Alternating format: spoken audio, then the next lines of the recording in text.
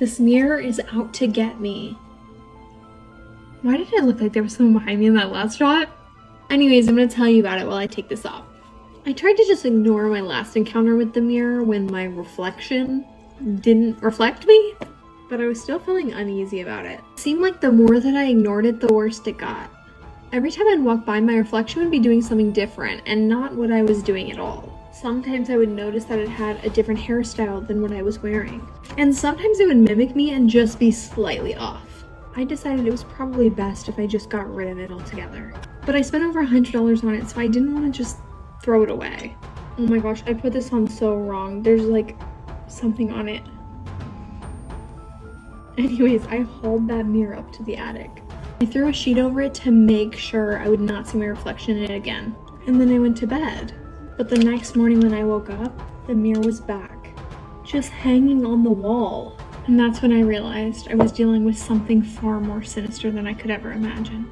Be careful buying things at garage sales. I bought an antique mirror at a garage sale and it turned my entire world upside down. It all started because my hometown has this annual garage sale event. People would come from all over to sift through treasures and junk, honestly, to see if they could find something that they really liked and wanted to take home. I was standing in front of Miss Patterson's garage when this old mirror caught my eye. It was vintage and tarnished with age, but it had this captivating allure to it.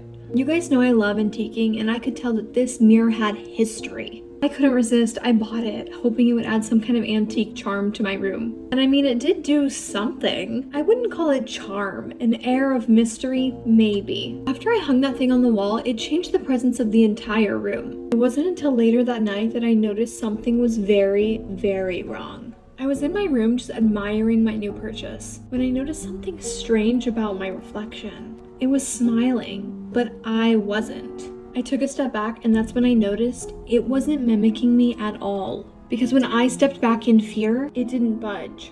I took out my phone to get a video to prove I wasn't crazy. But when I pulled out my phone, it started mimicking me again. I told myself it was a trick of the light or just my overactive imagination, but that was only the beginning. Did you keep a haunted mirror in your home? Because I did. And here's what happened, part 3. When I realized my mirror was hung back on the wall, I freaked out. I ran out of the house, I called my boyfriend, and he thought I was crazy. I decided I had to get rid of this mirror or break it or something. And then my mom suggested I confront my reflection. I waited until midnight and then I went to the mirror. I walked in front of my reflection and I said, "What do you want?"